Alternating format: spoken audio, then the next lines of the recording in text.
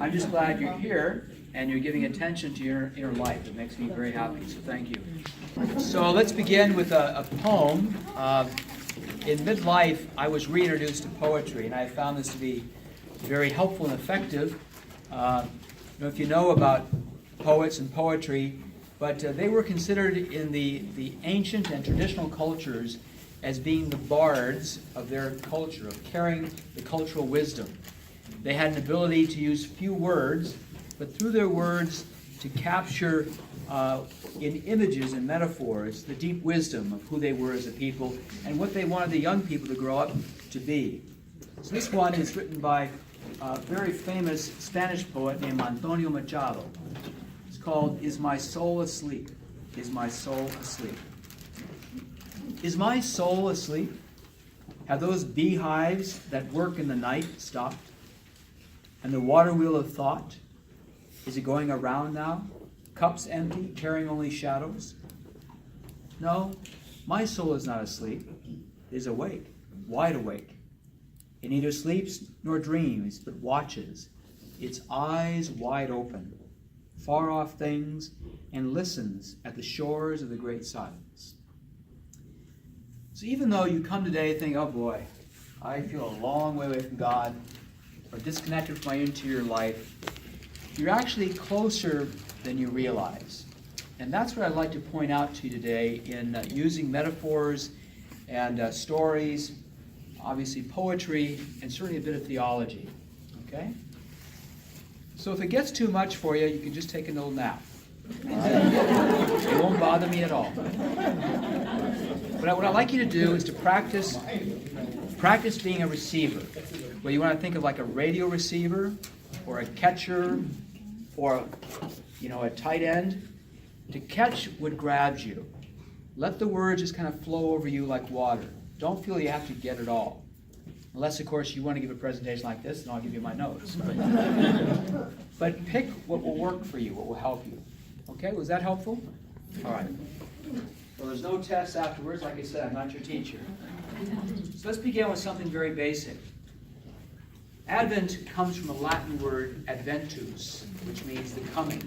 And that's why the season is called Advent, is that we are in a season that it's all about preparing for the coming. Now, unfortunately, if you grew up Catholic, you probably were taught that we're preparing for the coming of baby Jesus. No, we're not. That's an emotional perspective that unfortunately continues to live amongst many in the Catholic faithful.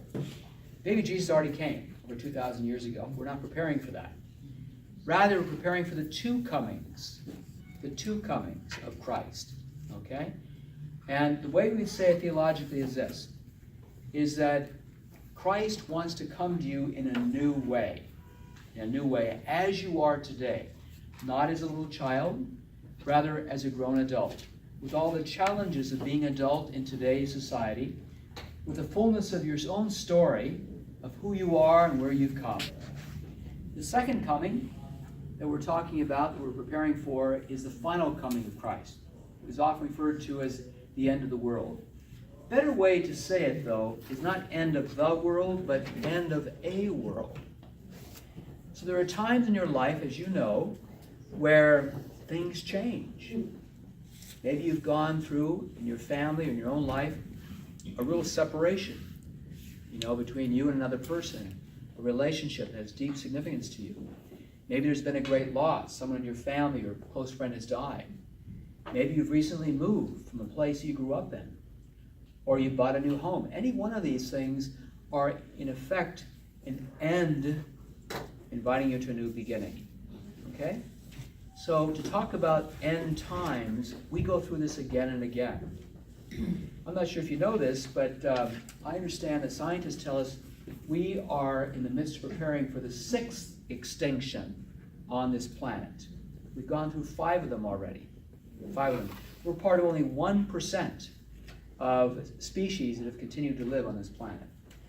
So we say end of the world, people think real frightening things.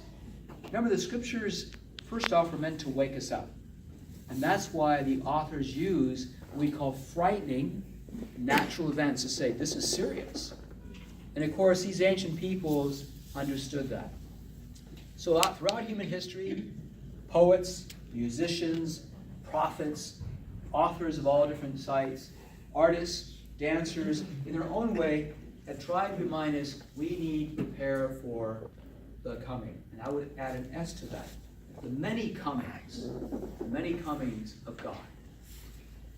So Thomas Merton, a very famous American monk who died in the 60s, in his book, The Guilty Bystander, says, "The gate of heaven is everywhere." The gate of heaven is everywhere.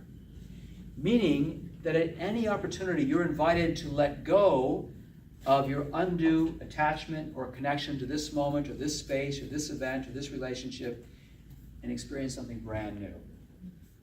How many of you have read The Chronicles of Narnia by C.S. Lewis? Okay. Those of you who haven't, C.S. Lewis wrote this series of 7 books for his child to understand the gospel message. Wonderful, genius way of doing it.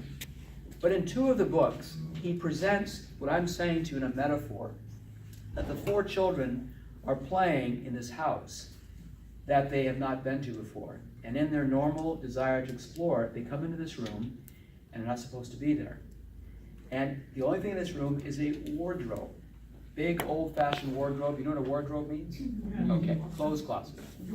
And the youngest girl opens it up and she steps into it and all these clothes are there, and then she walks through the clothes and there's no back to the wardrobe. She walks into a land called Narnia. Very different.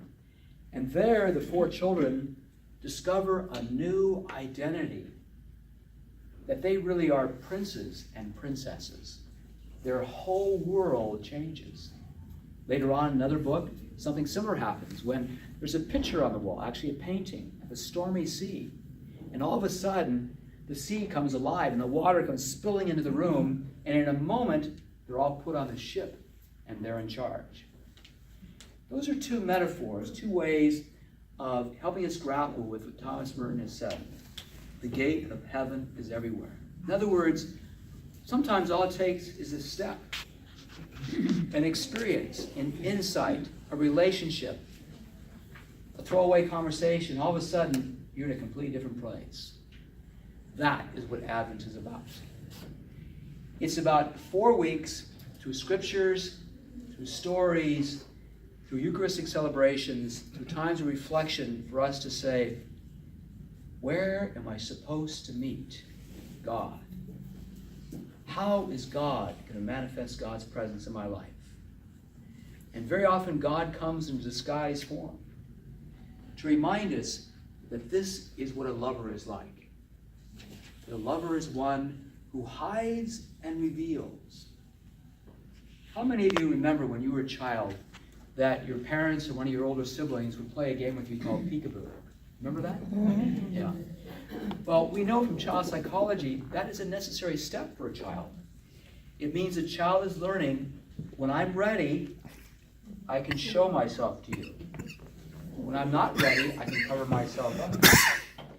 And we learn again when we fall in love, something very similar. We don't share everything all at once. We slowly unpack the mystery of our story and who we are. That unpacking is a choice that we make. When it's forced on us, it becomes a feeling of violation. When you feel like you're being grilled by somebody, well, when did you do that? How did you do that? Tell me this. You feel like, wait a second, I'm not a criminal.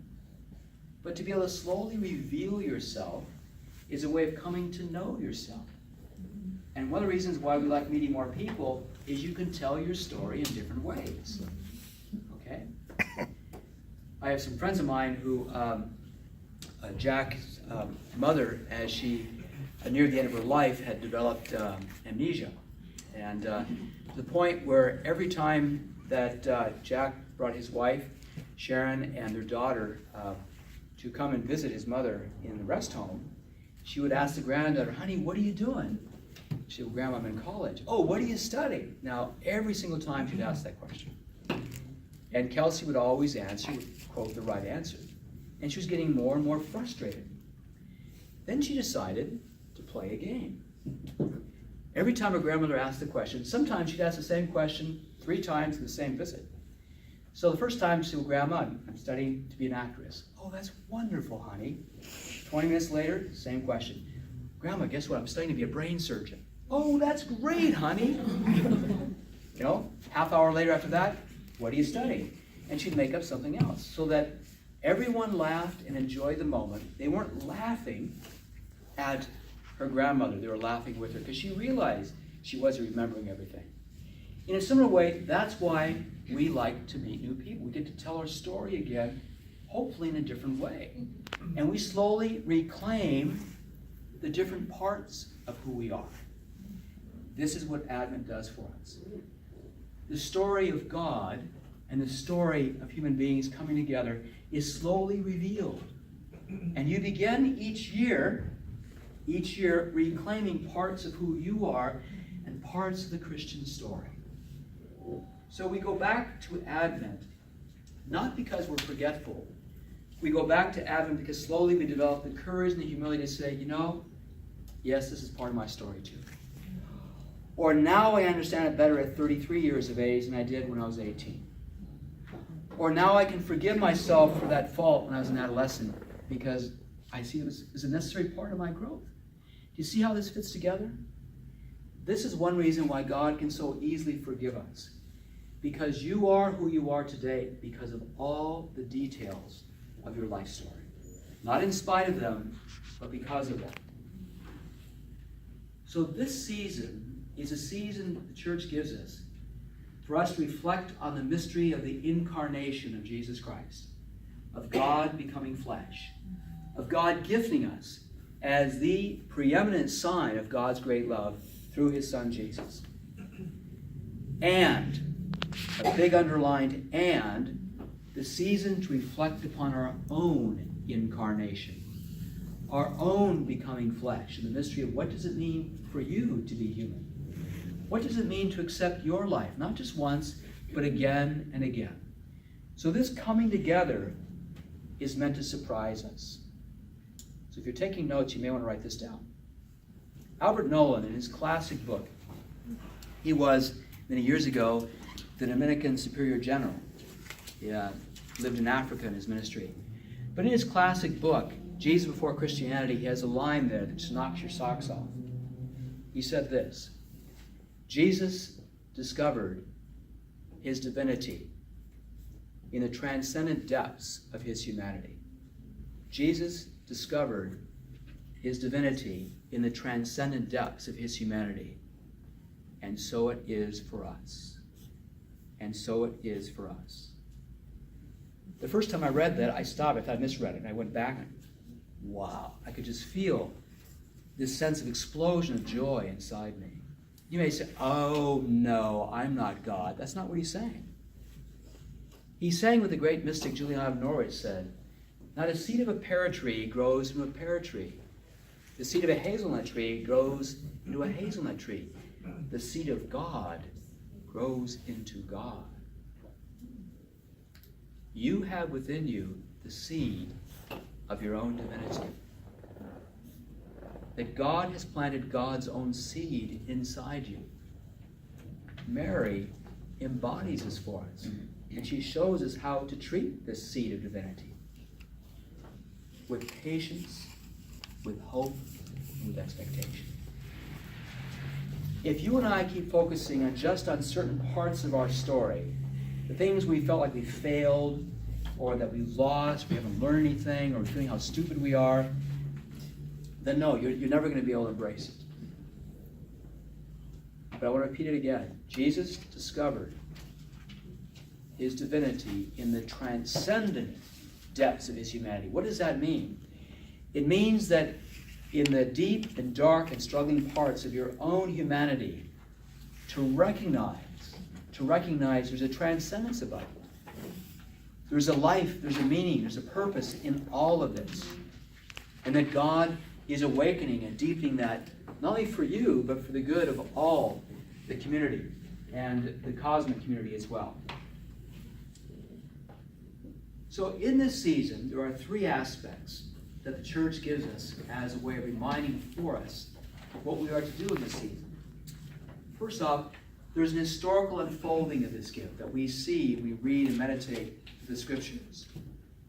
Secondly, that through our own practice, whatever you choose to do, traditionally it's prayer, fasting, spiritual practice, that you are preparing for this. The native peoples in this country said that what makes good ritual is 90% preparation. So if you want to have, at a spiritual or a deep interior level, a great Christmas, then you need to prepare for that. And that's what these 4 weeks are about. And how are you going to prepare? So what if you were to look at all the buying of presents and the baking and the cooking and preparation for all the many parties and whatnot? What if you were to look at it symbolically? Or from the perspective of your soul, rather than just, I gotta buy this, I gotta do this. That all of this, you know, you're preparing for your loved ones because it has meaning for you. Because it has meaning for you. What if you were to deepen your interpretation of that meaning? That what I'm doing for others, I'm also doing for myself. That this work, by changing my attitude, is about preparing for the many ways that God will reveal God's self to me throughout this season and beyond. The third way is the Marian way. It's to answer the question, how is Christ growing in you? How is Christ growing in you? Where do you see the little insights? You might call them photo ops, okay, making their appearance, that something new is maturing, happening within you. Maybe you're finding you're having a bit more patience here at the ACC. Or maybe you're finding that you're a bit more kind to your fellow drivers. Or maybe you're discovering that that difficult family member, you're willing to give her that more space. Who knows? These are signs that you and God are collaborating in a deeper way. So, good question for you, and here's the question. When have you not merely waited, but waited in hope? We all know what a pain in the rear it is to wait in line, especially now, when you go to a store. I was with some friends this weekend shopping. We left one store because the line, I'm not kidding you, was about 200 yards long. Just said, not worth it, okay? So perhaps in those situations you think, oh, waiting is no real purpose. But when have you found yourself waiting and there appeared to be no real purpose? And secondly is, when did you experience waiting but with hope? A sense of, this is really important. This is worth waiting for. I'm willing to do this. Maybe you're waiting for concert tickets, okay? You're waiting to get first in line to get on a plane. Or you're waiting to be able to be the first one to get an autograph, whatever it may be. So first question is, when do you remember waiting for something that bugged you or seemed to be meaningless? And secondly, when did you find yourself waiting with hope or for hope?